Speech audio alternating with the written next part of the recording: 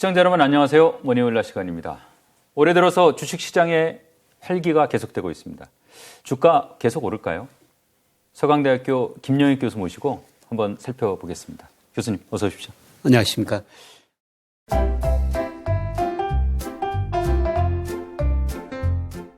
올해 주가 괜찮은 것 같아요. 예. 우선 뭐 주가 얼마나 오른 겁니까 지금?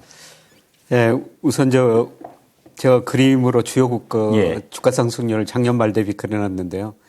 예, 코스닥이 13.7% 작년 말에 비해서 올랐어요. 지난 예. 주말까지. 예. 그러니까 2월 10일까지 이렇게 올랐죠. 예, 그다음에 나스닥이 많이 올랐고 코스피가 올랐습니다. 예. 예, 그런데 중요한 특징은 이 세 주가 지수가 작년에 러시아 주가 말고 제일 많이 떨어졌다는 겁니다. 예. 그래서 작년에 하락폭이 과도하니까 올해는 좀 오른 것 같고요. 예, 그 다음에 뭐 앞으로 계속 말씀드리겠습니다만은 뭐 지금은 나쁘지만 앞으로는 좀 경기도 괜찮아질 것이다. 이런 기대가 반영되면서 주가 지수가 전반적으로 오른 것 같습니다. 올해 특별히 뭐 일테면 코스피나 코스닥 중에 강세해 보인 종목은 어떤 게 있습니까? 예, 코스피, 코스닥 중에서 뭐 업종별로 보니까요. 올해 그 전기전자 업종이 많이 올랐어요. 예. 예, 그래서 코스피가 한 10% 올랐었습니다만은 전기전자 업종은 한 17%. 뭐 삼성전자가 주가가 오른 예. 거죠. 예, 그리고 업종별로 보면은 특히 그 2차 전지 이것들이 엄청 올랐죠. 뭐 종목별로 차비화가 됐습니다만은 2차 전지 관련주들이 올랐고요. 예, 그 다음에 뭐 비중은 적지만 그 로봇 관련주 이런 것들이 테마로 해가지고 뭐 거의 한 150% 가까이 올랐습니다. 외국 자본 들어올 때 보니까 예. 결국은 뭐 초창기라 그런지 모르겠지만 결국은 이제 큰 종목들을 많이 사는 것 같아요. 예, 그렇죠. 외국인 자금들이 큰 종목 살 수밖에 없죠. 그래서 지난 1월에 보니까 약 뭐 6조 원 정도 외국인들이 순매수했는데요. 뭐 외국인들이 산 것은 우리나라 시가총액 3위 종목이죠. 삼성전자, 뭐 LG에너지솔루션, 뭐 네이버 이런 큰 종목은 외국인들이 살 수밖에 없는 것 같습니다. 이게 주가 등락 예측한다는 게 사실 쉬운 건 아닌데 예. 올해 아니면 뭐 내년 정도 이렇게 이 시간을 놓고 이 주가 흐름 어떻게 될 걸로 교수님 좀 예상을 하고 계십니까? 예. 뭐 이미 저는 주가는 바닥을 쳤다. 예, 작년 9월 달에 코스피가 2135까지 떨어졌다가 2500까지 올랐는데요. 여기서 좀 조정을 보일 것 같습니다. 예, 그러나 저는 뭐 상반기에 주가가 거의 2700까지 또 갈 수 있다. 이렇게 보고 있고요. 그 다음에 하반기에는 약간 조정을 거칠 것 같습니다만은 그래도 저점을 치고 이제 상승 추세로 돌아섰다. 뭐 내년에는 뭐 연말쯤 가봐야죠. 또 내년 전망할 수가 있습니다만은 평균 주가는 올해보다도 더 오르리라고 보고 있습니다. 이제 주가 전망할 때 사실 교수님 별도 이제 알고리즘 가지고 이렇게 예측을 하고 가시는데 어떤 지표들을 넣어서 보십니까 주로? 예, 저는 주가를 장기적으로 볼 때는 우리 명목 GDP 가지고 보고요. 예, 그 다음에 단기적으로는 통화량에 비해서 주가가 얼마나 가대평가됐냐, 저평가됐느냐. 예, 그 다음에 일평균 수출 금액. 예, 그 다음에 가장 중요한 게 보는 게 OECD나 우리 통계청에서 발표하는 선행지수 순환변동치. 예, 특히 그 선행지수 가지고 앞으로 경기가 좋아질 것인가, 낮아질 것인가, 나빠질 것인가 이런 경제지표를 주로 보고 경기를 판단합니다. 주가를 판단합니다. 아, 좋습니다. 뭐 지표별로 좀 자세하게 살펴보겠습니다. 사실 이제 명목 GDP하고 이 주가를 보면 주가가 이제 명목 GDP 위아래로 왔다 갔다 하긴 하는데 장기적으로 보면은 이제 우상향했어요. 뭐 그렇죠. 그런 면에서 이제 GDP를 보시는 거죠? 예, 그렇습니다. 그래서 장기적으로는 명목 GDP 가지고 주가를 추정하는데요. 뭐 작년, 재작년에는 명목 GDP도 증가했지만은 코스피가 더 많이 올라가지고 가대평가 영역이 있었어요. 그래서 제가 그림에 보여드립니다만은 뭐 장기 GDP 추세로 보면 장기적으로 주가는 상승합니다. 적정 주가는. 근데 때로는 주가가 위에 갔다 밑에 있는 거죠. 그런데 뭐 제가 작년 뭐 재작년 이 무렵에는 좀 주식이 가대평가됐습니다. 이런 말씀을 드렸는데요. 올해 그 명목 GDP 3% 성장을 전제한 겁니다. 실질이 한 1%, 물가가 한 2% 오른다는 거죠. 그렇다고 가정하면 올해 적정 주가가 3,000이 좀 넘어요. 근데 언제 저 3,000 가느냐, 뭐 이런 저 질문이 나올 수가 있는데, 그런데가 3,300 갔을 때 2,200까지 떨어질 수 있습니다. 이런 말씀을 드린 것처럼 3,300 갔을 때 무슨 2,200이냐. 예, 그런데 지금 2,500인데 3,000은 뭐 그렇게 멀지는 않습니다. 예, 그리고 우리가 명목 GDP로 측정하면은 작년에 코스피가 24%나 저평가됐어요. 예. 2000년 이후로 제가 평가해 보니까 가장 그 저평가 영역이 있다는 겁니다. 시간이 가면은 결국 주가는 이 추세의 접근에 가리라는 것입니다. 뭐 이건 신나는 얘기인데요. 이 사실 코로나 팬데믹 이후에 예. 사실 이 장이라는 게 예. 기본적으로 여러 가지 뭐 강세장의 이유가 있었겠습니다만은 결국은 가장 핵심적인 게 중앙은행이 이제 돈을 푼 덕분 아닌가 싶은데요. 예. 결국 이제 주가가 오르려고 하면은 시중에 이제 돈이 좀 넉넉해져야 되는데 예. 그 화폐 사정은 좀 어떻습니까? 예, 돈 증가율은 좀 낮아지고 있는데 규모는 계속 늘어나고 있고요. 근데 최근에 그 자금 이동 보니까 작년 3분기 이후로는 은행으로 돈이 많이 들어가 버렸어요. 예. 은행에 예금금리 5%를 주니까 은행으로 들어갈 수밖에 없죠. 예, 그 저같이 증권회사 다닌 사람들은 은행 예금 안 하는데요. 뭐 저 같은 사람도 은행에 예금 좀 들 정도였거든요. 예, 그만큼 금리가 높았다는 것이죠. 예. 예, 그런데 최근에 보니까 은행 예금 금리가 5%에서 3% 중후반으로 낮아졌거든요. 예. 예, 그래서 은행으로 예금이 덜 들어가고 있습니다. 예, 그러면 그런 돈이 어디가 있을까 이렇게 추적 일간 데이터로 보니까요. 특히 MMF로 많이 들어오고 있어요. 예. 예, 그래서 작년 말에 MMF로 들어왔던 돈들이 한 152조였거든요. 예. 예, 그런데 최근에 보니까 208조까지 무려 50조 원 이상이 늘어나 버렸습니다. 이거는 언제든지 상황만 되면 주식을 살 수 있는 돈인 거죠. 그렇죠. MMF 돈은 정말 유동성이 높은 돈이니까요. 수익률, 돈이라는 게 눈이 있어가지고 결국 수익률 높은 데로 이동하는데 여기 머물거리다가 주가가 좋으면 주시장으로 갈 수 있고 부동산 가격이 좋으면 기대되면 부동산으로 갈 수가 있고. 예, 그런데 제가 보면요. 예, 지금 주가는 저평가 영역에 들어섰는데 아직도 집값은 뭐 고평가 영역에 있거든요. 예. 그래서 이런 돈이 대기하고 있다가 어디로 들어간다면은 예, 저는 부동산으로는 지금은 안 들어가고 주식시장으로 먼저 들어오리라 보고 있습니다. 그래서 제가 그림에 그 증시 직접 투자 자금, 주변 자금이라는 거는 그 고객의 탁금하고 주식 채권형 펀드 MMF를 예, 제가 코스피하고 같이 그려놨는데요. 예. 예, 최근에 저 MMF 때문에 이게 그 수직으로 많이 늘어나 버렸거든요. 예, 그래서 이 MMF에 200조 이상 돈이 몰렸는데 과연 이 돈이 어디로 갈 것인가. 우리가 이걸 좀 관심을 갖고 지켜봐야 될 것 같은데요. 이게 저는 우선은 그 주식시장으로 올 가능성이 높다 그렇게 보고 있습니다.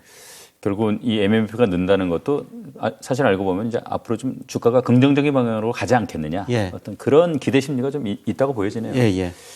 또 교수님께서 이제 주가 상관관계에 특별히 높다라고 말씀하시는 게 일평균 수출 금액인데 예. 사실은 최근에 이제 무역 적자 좀 늘면서 걱정이 많지 않습니까? 이 문제는 좀 어떻게 보고 계세요? 주가랑 관련해서. 예, 우리 코스피하고 상관계수가 제일 높은 게 일평균 수출 금액이거든요. 예. 물론 주가 약간 선행하지만 상관계수가 0.86 정도 돼요. 예. 말씀하신 것처럼 지금 수출 아주 안 좋습니다. 올 그 1월 달에도 거의 17% 수출이 감소했고요. 2월 그 10일까지 최근 통계 보니까 조업일수 때문에 전체적으로 증가했는데 실제로 일평균 수출이 중요하거든요. 그런데 2월 1일부터 10일까지 보니까 일평균 수출은 거의 또 16% 정도 감소하고 있어요. 뭐 이걸 보면 우리 수출이 안 좋다 그렇게 볼 수가 있는데요. 문제는 주가가 안 좋은 수출에 비해서도 더 저평가되어 있다는 겁니다. 예, 제가 과거에는 뭐 2021년 6월 이 무렵에는 일평균 수출에 비해서 코스피가 한 36% 가대평가됐었어요. 예. 그래서 좀 주식 비중 줄이는 게 좋을 것 같습니다. 이런 말씀을 드렸는데 지금 수출이 안 좋은데도 주가가 안 좋은 수출에 비해서 더 저평가 영역이 있다는 것입니다.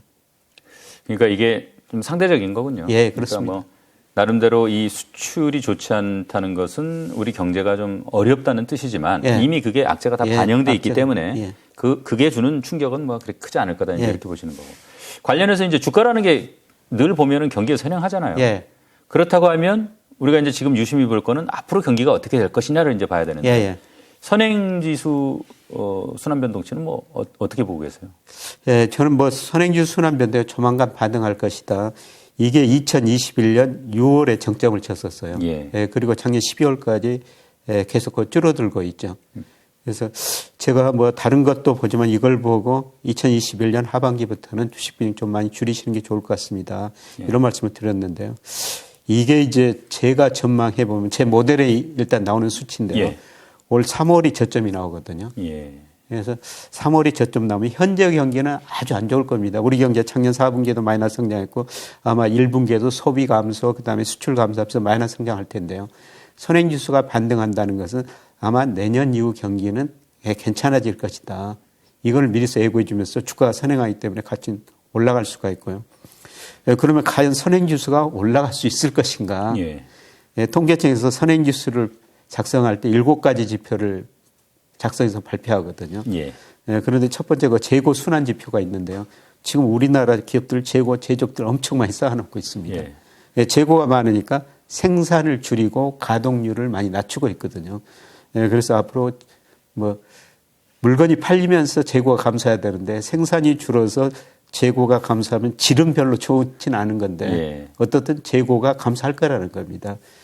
그리고 코스피도 선행지수에 들어가 있는데 일단 작년 9월 저점으로 뭐 약간 올라와 있고요. 그다음에 장단기 금리 차예요. 장단기 금리 차가 지금 역전된 상태거든요. 뭐 통계청하고 달리 저는 10년하고 1년 국채 수익률 차지고 경기를 예측하는데요. 지금 1년짜리가 10년짜리보다 더 높습니다. 이거는 지극히 비정상적이죠. 그런데 시간이 갈수록 아마 한국은행이 거의 금리 인상 사이클이 저는 이달로 마무리되리라고 보고 있어요. 그러면은 금리 인상 사이클이 마무리됐다 그러면은 아마 1년 국채 수익률이 더 많이 떨어질 겁니다. 그래서 장단기 금리 차도 비정상인 게 정상화되면서 선행지수 상승 요인이 될 거라고 보고 있습니다. 그래서 아마 3월이 그 저점이라고 보고 있는데요. 이거는 뭐 선행지수가 나올 때마다 제가 멋대로 놓고 뭐 수정해 가니까 조금 더 지켜봐야 될 것 같습니다. 이거 뭐 좀 기대가 되네요. 이제 우리 시장 같은 경우에는 특히 뭐 최근에 보면은 결국은 이제 외국인이 상당히 좀 중요한 역할을 하는 것 같아요. 자, 그러면 이제 지금 글로벌 펀드 자금 흐름은 어떻게 되는지 좀 한번 보면 그 숫자로도 좀 확인이 될 것 같은데 어떻습니까? 외국인들이 작년 11월부터 계속 우리 주식을 샀고 있고요. 올 1월 뭐 한 달만 6조 정도 샀거든요. 그러면 외국인들이 우리 주식을 왜 샀느냐? 우선 우리 시장으로 돈이 들어오고 있기 때문이죠. 그래서 국제금융센터에서 그 블룸버그 데이터를 받아가지고요. 매주 외국인 투자 자금이 얼마나 들어오느냐 이걸 보니까요. 이런 세계고 주식형 펀드 자금이 미국으로는 좀 덜 들어가고요. 유럽 시장으로 좀 가고 아시아 시장으로 좀 많이 들어오거든요. 그래서 아시아 시장에서도 제일 많이 들어오는 데가 중국, 그다음에 대만, 한국이에요. 그래서 최근에 그 2월 28일까지가 발표됐습니다만은 지난주에는 조금 감소했는데요. 뭐 중국으로 올해 1월 1일에서 2월 28일까지 무려 208억 달러 큰 돈이 들어왔고요. 그다음에 대만으로 91억 달러, 우리 시장으로 한 70억 달러 정도 들어왔거든요. 아시아 이머징 마켓으로 돈이 들어오는데 이 세 나라로 집중해서 그 돈이 들어오고 있다는 겁니다. 그래서 외국인들이 우리 주식을 살 수밖에 없고요. 그러면 외국인들이 왜 우리 주식을 사느냐. 일단 돈이 들어오기 때문에 살 수밖에 없는데 제가 보기에는 아까 제가 우리 명목 GDP, 뭐 일평균 수출 금액, 유동성 이런 거에 비해서 주가가 저평가됐다 이런 말씀을 드렸습니다만 저평가됐다고 생각할 수 있고요. 그다음에 환율이 지금 많이 떨어졌다가 좀 반등하고 있습니다만은 저는 뭐 추가적으로 여기서 크게 오르지는 않으리라고 보고 있습니다. 외환 시장이 상당히 안정됐다. 이런 측면에서 외국인들이 우리 주식을 계속 사고 있는 것 같습니다. 또 어떻게 보면 상대적으로 결국은 이제 뭐 수익을 쫓아가는 거니까요. 돈이라는 게. 미국은 좀 재미없을 걸로 보는 거 아닙니까? 결국 돈이 이쪽으로 온다는 얘기. 그렇죠. 미국으로는 돈이 덜 들어가고요. 뭐 제가 평가해보면 미국 주가는 아직도 과대평가 영역이 있습니다. 아까 저 명목 GDP로 우리 코스피가 작년 말 기준으로 24% 저평가됐다 이런 말씀을 드렸습니다만은 같은 기준으로 미국 S&P 500을 평가해 보면요, 뭐 작년 말 기준으로 한 13% 정도 미국 주가는 가대평가 영역에 있어요. 그리고 적정 주가 추정해 보면은 S&P 500 기준으로 한 3,600 뭐 이 정도 나오거든요. 지금 4,000이 약간 넘었으니까 앞으로 미국 주가는 저는 10% 정도 제자리 가려면 더 떨어져야 된다. 그래서 우리 주가는 저평가 영역에 들었었지만 미국 주가는 아직도 고평가 영역에 있다는 겁니다. 이게 뭐 사실은 투자자 입장에서 직관적으로 좀 생각을 해보면 자, 기업 이익이 또 급속하게 줄고 성장률도 낮아지고 자, 근데 이게 그리고 성장 여력 자체도 우리가 좀 약화되는 측면이 있고 지금 잠재 그 성장 그 여력이라는 게 지금 점점 낮아지고 있다고 교수님도 가끔 말씀을 하셨는데. 자, 근데 이게 주가 올해 좋은 거, 이게 좀 살짝 잘 이해가 안 된다. 이제 이런 질문을 많이 하세요. 뭐 악재가 다 반영돼서 그런 건지 뭐 어떤 겁니까? 그러니까 우리 경제 성장률 뭐 잠재 성장 2%로 떨어지고 명목은 3%로 아마 떨어졌을 겁니다. 그럼에도 불구하고 주가가 아까 일평균 수출이 지금 수출이 안 좋음에도 불구하고 주가가 가소평가 영역에 들었었다 이런 말씀 드렸습니다만은 뭐 우리 경제 성장률 많이 떨어지고 앞으로도 잘해야 2% 안팎 성장할 겁니다. 그럼에도 불구하고 주가가 이미 이런 상황을 반영해 가지고 저평가 영역에 있다는 것입니다. 그래서 주가가 지금 제자리 가는 과정이라는 겁니다. 이 뭐 하여간 증시 유입되는 자금이 늘고 그래서 이제 주식시장이 좀 활기를 좀 되찾아가고 있는데 올해 교수님 생각하시기에는 좀 시기별로 투자자들이 뭐 어떤 투자 전략을 가지고 좀 시장에 임해야 될 걸로 보십니까? 저는 뭐 올해 그 주가를 전망하면서 뭐 상고하죠, 뭐 이런 이야기가 나오는데요. 저는 올해는 그 2분기 주가가 제일 좋을 거로 보고 있어요. 그래서 2분기에 주가가 좋게 보는 거는 아까 선행지수가 3월에 저점이 올 것이다. 그러면 이게 4월, 5월 가면 확인되거든요.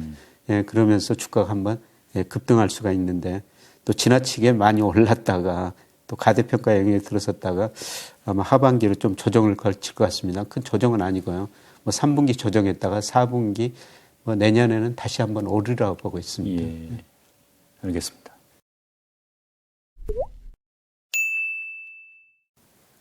교수님 이번에는 뭐 미국 얘기 좀 해보겠습니다. 1월에 미국 비농업 일자리가 50만 개가 넘게 증가를 해서 상당히 시장에 쇼크를 줬어요. 뭐 금리 계속 오른다. 뭐 우리 환율도 갑자기 막 올라가고. 근데 이게 51만 7천 개인데 정확하게 이게 어떤 수준입니까, 이 정도면? 우선 예상보다는 굉장히 많이 나왔고요. 전문가들 컨센서스가 한 18만 8천 개였어요. 전문가들이 제일 많이 늘어날 거다 이렇게 전망한 사람이 한 30만 개였었거든요. 그런데 51만 7천 개나 늘어났죠. 그러면 왜 이렇게 늘어났느냐? 주로 서비스업에서 고용을 많이 창출해 줬기 때문입니다. 그래서 미국 소비 보면은 내구재, 준내구재, 서비스 소비 이런 식으로 나눠지거든요. 근데 내구재 소비는 한 12%, 내구재 소비는 오히려 줄어들고 있어요. 근데 준내구재 소비가 23% 차지하고 있고요. 그럼 나머지가 서비스 소비가 65%거든요. 그런데 최근에 서비스 소비가 꾸준히 늘어나면서 이 서비스업 쪽에서 고용이 예상보다 훨씬 많이 창출됐습니다. 그래서 이 고용이 예상보다 높게 나오면서 미국이 금리를 더 올릴 수밖에 없을 것이다. 그래서 달러 가치도 떨어지고 다시 오르고 그다음에 미국 금리도 떨어졌다가 다시 시장금리, 국제수익률도 오르고 있는 상황인데요. 근데 차차 말씀드리겠습니다만은 제가 보기에는 이 고용 증가 이거는 일시적일 것 같습니다.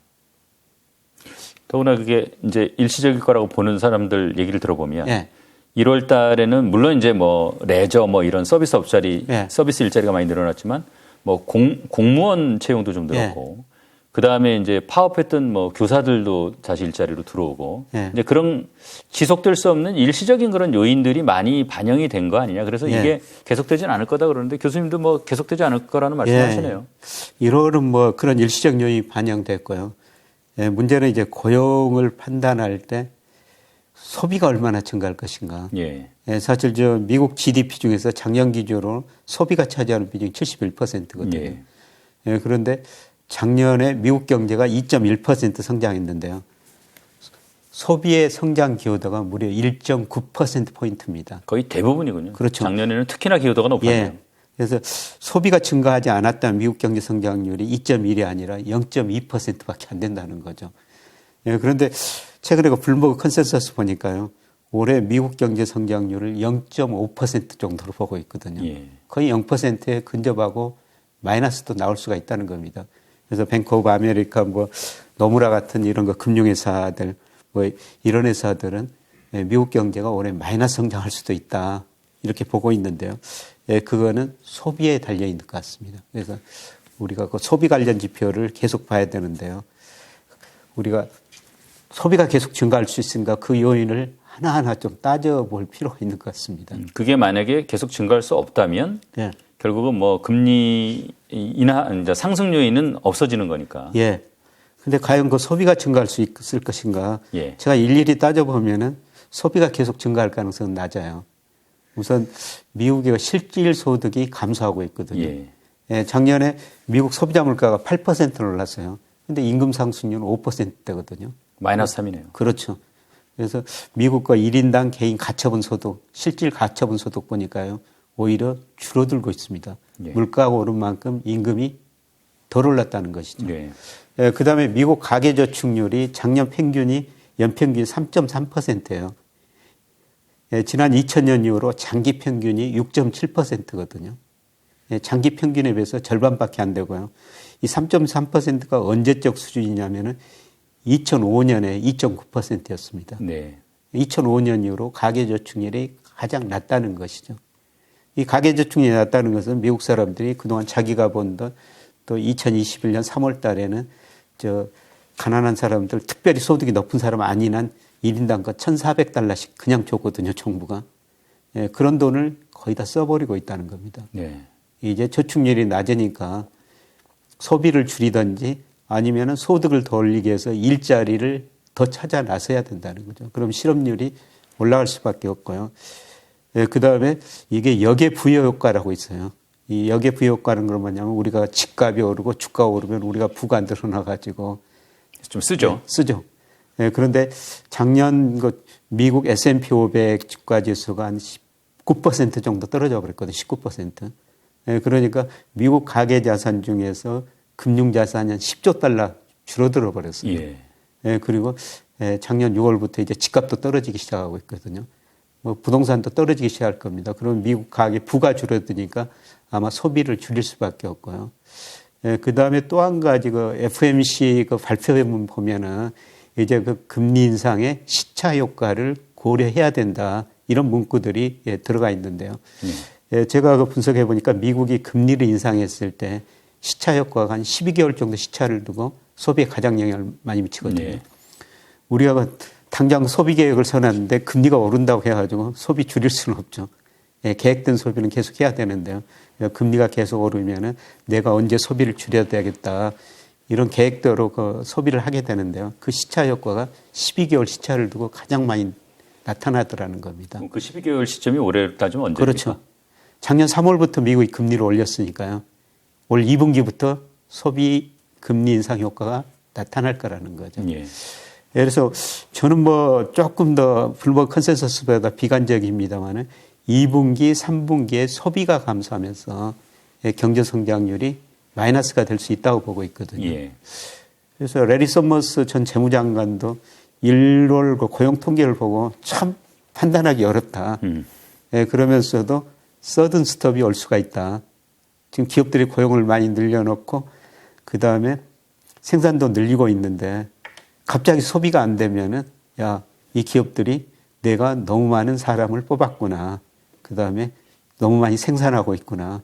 갑자기 생산도 줄이고 고용도 줄여버릴 수가 있다는 거죠. 레리 서머스가 서든 스톱이라고 이렇게 표현을 하던데요.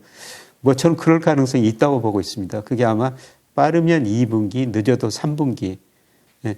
그러면은 소비가 줄어들면 기업 매출이 줄어들고 미국 기업들이 고용을 줄일 수밖에 없다는 겁니다. 예, 미국 고용은 정말 탄력적이에요. 얼마나 탄력적이냐면요. 2020년 코로나 때문에 3, 4월 2달 사이에 미국 기업들이 일자리를 2,200만 개 줄여버립니다. 예. 그 2,200만 개 의미가 뭐냐면은 그 이전에 10년 동안 늘었던 일자리를 단 2달 사이에 줄여버리는 거죠. 예, 그래서 소비가 줄어들면은 기업 매출액이 줄어들고 기업이 그동안 너무 많은 고용을 했구나. 갑자기 일자리를 줄여버릴 수가 있다는 겁니다. 그래서 앞으로 과연 미국 소비자들이 어떻게 행동할 것인가. 이걸 우리가 한번 관심 있게 다른 무슨 지표보다도 소비 심리, 그다음에 소비를 나타내는 소매 판매 이런 지표, 올 데이터를 잘 관찰하시는 게 좋을 것 같습니다. 일단 지난번에 고용지수 발표할 때 보니까 당연한 거겠습니다만 어쨌든 일시적으로 고용이 늘었으니까 미국 실업률이 몇십 년 만에 최저치라고 하더라고요. 예, 3.4%. 그게 54년 만에 최저치입니다. 예. 예, 그만큼 현재 미국 고용 상태가 좋다 그러는데요. 이 고용률뿐만 아니라 이 실업률도 소비 심리 지수하고 거의 같은 방향으로 움직여요. 예. 예, 그런데 실업률이 54년 말에 3.4% 최저치를 기록했다. 그거는 더 이상 떨어질 여지는 없고 오히려 올라갈 가능성이 높다는 겁니다. 예, 그러면 소비 심리도 실업률하고 같은 방향으로 움직이니까요. 특히 그 컨퍼런스 보드 소비자 심리 지수는 실업률하고 거의 같은 방향이에요. 예. 당연하죠. 뭐 실업률이 떨어지면은 뭐 내 일자리가 늘어나고 소득이 늘어나니까 소비 심리가 개선될 수밖에 없죠. 예, 그런데 54년 만에 예, 실업률이 최저치라는 것은 여기서 더 이상 떨어지기 힘들고 오를 수가 있다는 겁니다.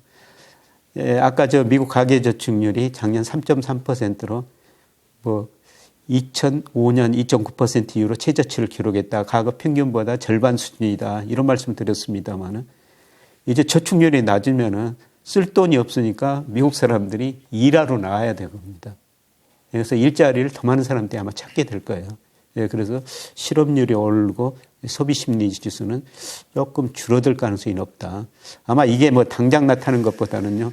예, 저는 뭐 6, 7월 가면서 나타나리라고 보고 있습니다. 예, 실업률 따질 때 사실은 분모가 일할 의사가 있는 사람들의 숫자인데. 예, 그렇습니다. 지금 이제 코로나 때 막 돈 나눠준 그 효과도 다 떨어지고. 예. 그래서 이제 가게 주머니 사정이 별로 좋지 않고. 예. 아, 그러니까 일을 해야 되겠다 하면 이제 이 분모가 커지는 거 아니에요? 예. 그럼 일터로 복귀하겠다고 마음 바꾸는 사람들이 많아지면은 결국은 이게 사실은 실업률이 좀 높아지는 방향으로 작용하는 거 아닙니까? 예, 그렇죠. 실업률이 그러니까 분모하고 실업자가 올라가는 거죠. 이 실업자라는 게 일주일에 우리나라 미국이나 국제 노동기구에서요. 일주일에 1시간만 임금을 받고 일해도 그 실업자거든요. 예. 예, 그런데 그동안 저 미국 사람들이 예, 돈이 있으니까 일을 안 했죠. 예. 제가 얼마 전에 그 미국 가서 한 분이 국내 모 단체에서 갔는데요. 뭐 행사 때문에 한 10여 명 넘게 갔다는 겁니다. 예, 그런데 어떤 음식점에 가니까요. 점심을 못 해주겠다는 거래요. 그래서 왜 그러냐. 그러니까 서비스 할 사람이 부족하다. 그래서 그분한테 왜 그 미국 사람들이 일자리를 이렇게 안 찾고 있습니까? 그렇게 물어봤더니 뭐 두 가지로 뭐 대답하더라고요. 예, 우선은 그동안 쓸 돈이 있고요. 예, 그 다음에 코로나 때문에 정말 100만 명 이상이 죽었지 않습니까? 예. 그래서 미국 사람들이 코로나를 겪으면서 그냥 직장에 다니면서 죽자 사자. 돈 벌어가지고 쓰지 말자. 예, 그 다음에 적당한 돈이 있으면은 그냥 쓰고 살자. 너무 고생할 필요 없다. 예, 이런 분위기가 형성됐대요. 예, 그런데 이제 저축률이 뭐 3.3% 많이 낮아졌으니까 쓸 돈이 없어지니까 일하러 나와야 되죠. 미국 고용 지표가 일시적으로 너무 좋게 나오니까 예. 좀 성급한 거 아닌가 싶긴 한데 JP 모건 같은 데서는 야, 미국 경제 이제 뭐 소프트 랜딩 연착륙도 아니고 하드 랜딩 경착륙도 아니고 야, 이거 착륙 안 하는 거 아니냐? 노 랜딩 아니냐? 이런 전망을 내놨던데 뭐 가능성이 있다고 보십니까? 저는 뭐 가능성 굉장히 낮다고 생각하고 있습니다. 뭐 1월 고용 지표가 좋은데 그런 전망까지 나오는데요. 근데 뭐 하드 랜딩, 소프트 랜딩, 로우 랜딩 이거는 교과서에 없는 이야기인데요. 예. 이게 정확한 의미는 뭐냐면은 미국 잠재 지표는 시간이 갈수록 장기적으로 성장하거든요. 그런데 실제 지표는 잠재 지표 2로 갔다 밑으로 갔다 하는데요. 실제 지표가 잠재 지표 2에 있을 때는 수요가 공급보다 높으니까 인플레 압력이 나타나는 예. 거예요. 예, 그러면은 중앙은행은 금리를 올리고 정부는 재정을 긴축하죠. 예, 그래서 그런 긴축 영향으로 실제 지표가 잠재 지표 밑으로 떨어져 버리면 이걸 경착륙이라고 그래요. 예. 하드랜딩. 예, 그다음에 실제 지표가 잠재 지표 접근했다가 우리가 저 비행기가 공항에 할 줄에 착륙했다가 이렇게 올라간 것처럼 실제 지표가 잠재 지표 접근했다가 이렇게 올라가는 걸 소프트 랜딩이라고 그래요. 예. 그다음에 로우 랜딩이라는 것은 무슨 의미냐면은 실제 지표가 잠재 지표 위에 있는데 계속 잠재 지표 위로 예. 이런 걸 로우 랜딩이라고 이렇게 표현하는데요. 제가 보기에는 그 가능성이 굉장히 낮다는 겁니다. 예, 작년 4분기 기준으로 보면은요. 미국 실제 GDP가 물론 실제 GDP, 잠재 GDP를 누가 추정하냐 그에 따라 다른데요. 미 의회가 추정한 것 따르면은 실제 GDP가 잠재 GDP 0.5% 밑에 있어요, 지금. 지금도 실제 GDP가 잠재 GDP 밑에 있다는 겁니다. 예. 예, 그런데 아까 블룸버그 컨센서스로 올해 미국 경제가 0.5% 성장하면요. 실제 GDP가 잠재 GDP 밑으로 2%나 떨어져요. 이미 지하실에 있는데 이제 지하 2층으로 가버리겠군요. 그렇죠.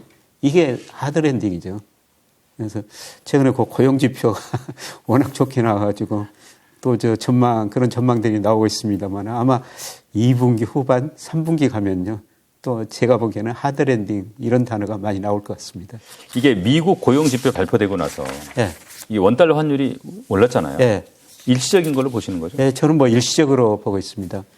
그래서 미국 고용 지표가 좋으니까 당초에는 뭐 3월 FOMC 이제 거기서 한 5%까지 금리 0.25% 올리면 5%가 되는 거거든요. 예. 예, 그 정도 올리고 미국이 더 이상 안 올릴 것이다. 이런 거 시장 기대가 많았었죠. 예, 그런데 1월 고용이 예상보다 훨씬 더 좋으니까 3월에도 올리고 또 금리를 더 올릴 것이다. 이런 기대가 작용하면서 예, 달러 가치가 오르고 미국 국제 수익률로 올랐는데요. 예, 그런데 그 달러 가치 우리가 달러 지수라 하면은 작년 뭐 10월 달에 거의 114까지 갔지 않습니까? 예. 근데 최근에 102까지 떨어졌고 지금 올라봤자 103, 뭐 여기서 105까지는 올라갈 거로 보고 있습니다. 예, 그런데 달러 가치는 저는 114에서 이미 정점을 치고 하락하는 과정이다. 예, 그거는 미 달러 가치가 아직도 과대평가되어 있고 미국의 대내 불균형이 워낙 심화됐다는 겁니다. 그래서 달러 가치는 이미 하락 추세로 접어드는데 하락 추세에서 일시적인 반등이다. 예, 그다음에 미 10년 국채 수익률도 뭐 4.2%가 올랐다가 3.5% 떨어졌다가 지금 3.7% 약간 올랐는데요. 뭐 저 국채 수익률도 4.2%가 정점이었다고 보고 있습니다. 그런데 문제는 뭐 그동안 달러 가치 떨어지고 10년 국채 수익률이 떨어졌는데요. 이 애한 시장이 이야기하는 거는 뭐냐면은 달러 지수가 114에서 102까지 떨어졌는데 그 의미는 뭐냐면은 미국이 조만간 금리를 인하할 것이다. 외환시장 그렇게 기대한 거예요. 미국이라는 나라가 4.75, 5% 금리 하에서 견딜 수가 없을 것이다. 외환시장은 그렇게 보는 거거든요. 그 다음에 10년 국채 수익률에는 미래의 경제 성장, 미래 물가 상승이 떨어져 있는데 어떻든 4.2에서 3.5%까지 떨어졌다는 건 앞으로 경제 성장하고 물가 상승이 낮아질 것이다. 시장하고 연준 위원들하고 지금 경제에 대한 판단이 많이 다른데요. 그런데 저는 2분기, 3분기 가면서 소비가 줄어들면서 고용도 줄어들면서 결국은 시장이 옳았을 것 같다. 뭐 이렇게 저는 개인적으로 보고 있습니다. 우리 달러 인덱스가 100에서 105면은 원달러 환율은 대략 레인지가 어떻게 되는 겁니까? 그러면 뭐 1250원에서 1300원까지 갈 수가 있죠. 그런데 오늘 지금 뭐 1270원 좀 넘었으니까요. 뭐 여기서 조금 더 오를 가능성이 있는데 저는 뭐 원달러 환율도 1440원에서 이미 정점을 치고 하락 과정에서 지금 잠깐 반등이다. 저는 뭐 2분기에는요 1200원 밑으로 떨어지리라 보고 있습니다. 이게 정부가 지금 외환시장 빗장 좀 많이 풀겠다는 거 아닙니까? 네, 네. 이거는 우리 자산시장 뭐 또 환율에 어떤 영향을 미칠 것 같습니까? 저는 외국인 자금 더 유입되는 효과가 있으리라 보고 있거든요. 예. 예, 그래서 그동안 뭐 MSCI 이런 데서 우리나라가 선진국 좀 편입의 가장 장애 요인이 외환시장이 일정 시간만 열리고 있기 때문에 예, 그거를 그들이 원래 요구한 것은 하루 종일 외환시장 열게 해라. 예. 그렇게 요구했는데 우리가 영국 시간에 맞춰가지고 새벽 2시까지 허용했지 않습니까? 예. 예, 저는 이게 우리나라 외환시장, 금융시장이 선진화하는 과정에서 이런 거 조치들이 나오고 있다. 물론 지금 당장 하는 게 아니라 아마 내년 7월부터 될 텐데요. 뭐 이런 계획들이 우리 정부 계획들이 나오면은 MSCI도 우리를 선진시장에 편입할 수 있을 거라고 저는 보고 있습니다. 그래서 이머징 마켓에 그래서 우리 지금 비중이 MSCI 기준으로 하면 19% 정도 되더라고요. 예. 중국 비중이 절대적으로 높고요. 예, 그러면은 신흥시장 뭐 들어왔던 자금들 빠져나갈 텐데요.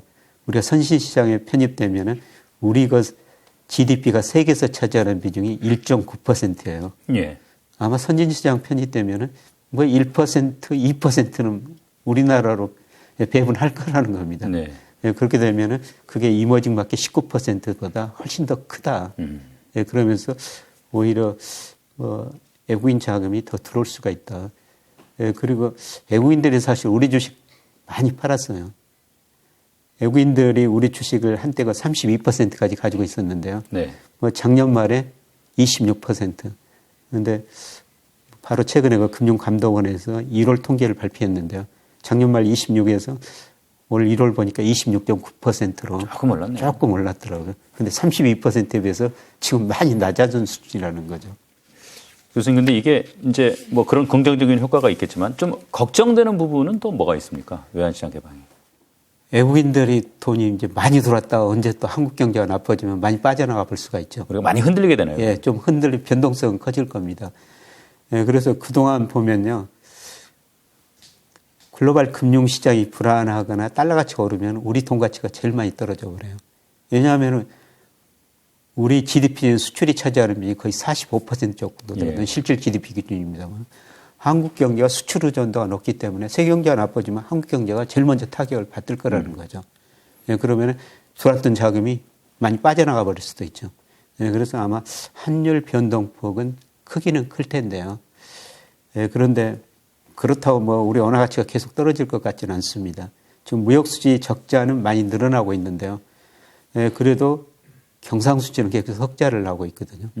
뭐 작년에 우리 경상수지 흑자가 298억 달러로 그 전에보다 3분의 1 정도로 많이 줄어들었어요. 예, 그런데 무역수지는 적자 나도 우리 경상수지가 흑자 나는 이유는요. 우리가 98년 외환위기 이후에부터 저축률이 투자율보다 높아지면서 경상수지 흑자가 지속적으로 나오고 있습니다.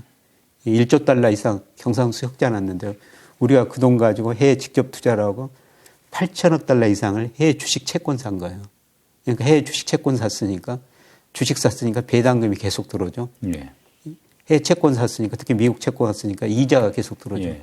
이게 연간 200억 달러가 넘어요. 예. 예, 그래서 아마 우리는 경상수지가 구조적 적자될 가능성이 굉장히 낮고요. 무역수지보다는 경상수지는 무역수지 플러스 다 포함한 거니까 네. 경상수지 흑자라는 것은 달러가 들어온다는 것이죠. 자, 이제 뭐 마무리할 때 됐습니다만은 교수님 이제 말씀 들어보면 올해 미국 주가에 뭐 그렇게 후한 점수 주시는 것 같지는 않고, 자, 이 시장에서 보면은 이제 미국 금리 인상이 거의 뭐 종착역에 다다르지 않았냐. 예. 그러면 낙폭이 컸던 성장주가 한번 좀 기회가 오지 않겠냐. 예. 이런 기대감이 좀 있는 것 같아요. 예. 아무래도 또 그 투자한 분이 많이 계시고 하니까 더 그런 것 같은데 교수님은 어떻게 생각하십니까?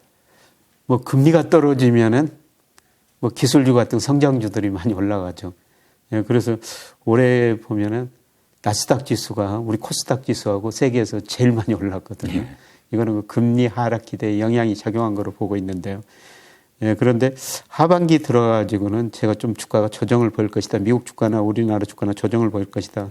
예, 그렇게 말씀드린 거는 예, 주가를 결정하는 게 금리하고 기업 이익 증가율이에요. 예. 금리는 떨어지지만은 기업 이익 증가율이 소비가 감소하면서 더 많이 떨어져 버릴 거라는 겁니다. 예, 그래서 뭐 하반기는 좀 주가가 미국 주가나 우리 주가나 조정을 보일 것 같고요. 예, 그런데 조정을 보일 때 미국 주가가 우리 주가보다 조정폭이 좀 클 것 같습니다. 예, 그건 앞서 말씀드렸습니다. 그래서 명목 GDP 뭐 여러 가지 경제 지표로 판단해 보면은 우리 주가는 저평가 영역에 들어섰는데 미국 주가는 아직도 가대평가 영역에 있다는 겁니다. 예, 버핏 지수 같은 것도 마찬가지고요. 예, 그 다음에 저는 그 미국 가계 그 주식 비중도 보는데 미국 가계 자산 중에서 주식 비중이 한때 54%까지 올라갔거든요. 예. 예, 그런데 작년 그 4분기 통계는 아직 발표 안 됐습니다만은 3분기 보니까 50%까지 낮아졌어요. 54%, 50% 낮아니까 많이 떨어졌는데요. 네. 예, 장기 평균이 43%거든요. 아직도 더 떨어져야 되나요? 아직도 예, 미국 가계가 주식을 너무 많이 보유하고 있다. 예. 그래서 뭐 3분기에는 아마 우리 주가도 미국 주가가 많이 떨어지면서 예, 조정을 예, 보일 수 있을 것 같습니다. 네, 오늘 말씀 고맙습니다. 예, 고맙습니다.